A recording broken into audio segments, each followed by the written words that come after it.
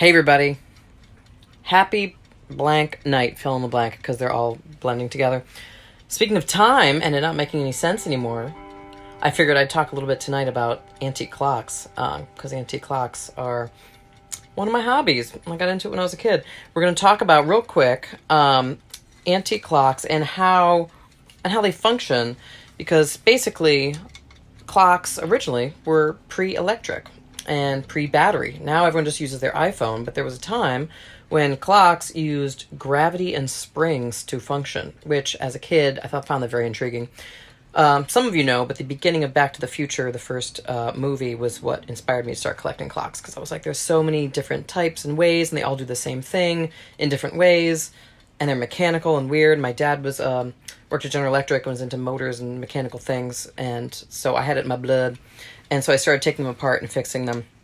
I keep holding this one too close to show you, but I just got this one in the mail. It's a 1930 Sessions 8-day alarm clock.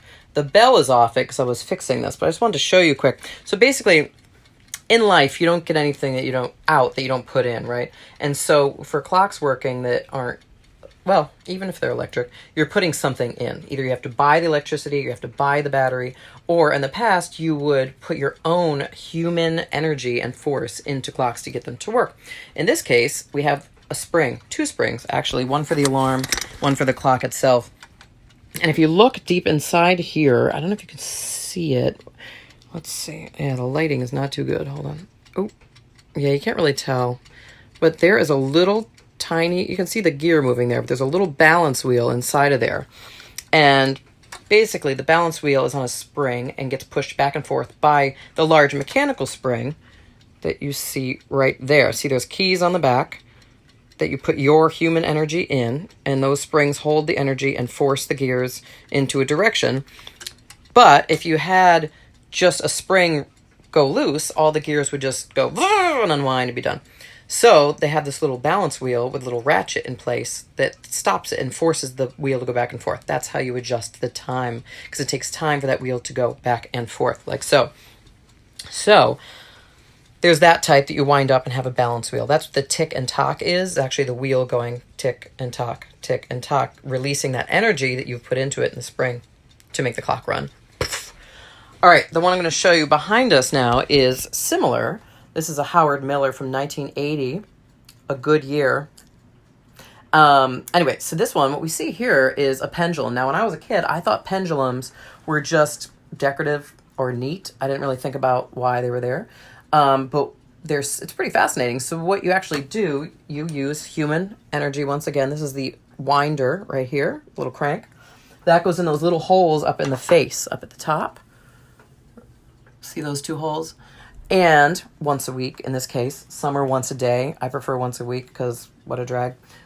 You crank those springs, or sorry, this one doesn't, I'm lying. I've had some wine.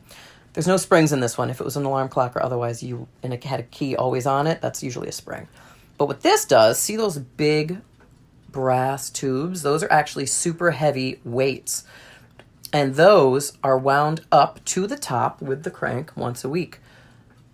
As the week goes by, gravity is pulling on those heavy weights. And so those weights, if you see at the top, are connected with these little wires that go up into the clock. And in that case, they're wound around the gears, which then push force and then makes the pendulum push back and forth, because there's a little ratchet like this and a little gear that actually kicks the top of that pendulum back and forth.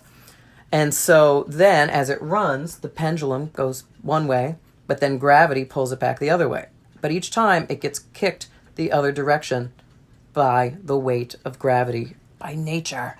But again, humans have to interfere at some point with a crank once a week to wind it back up to the top. So that's us putting our energy in to get the timekeeping that you get out of clocks. How fascinating and fun. It's a little bit of nerdy science. And we all need to keep time, right?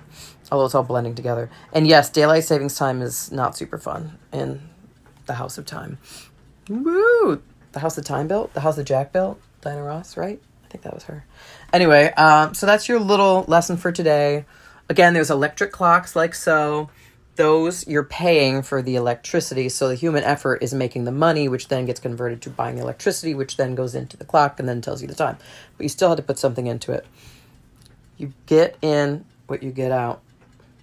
And in the end, the love you make is equal to the love you take. Did I have that backwards? Anyway, look it up, kids. Have a good one. Bye.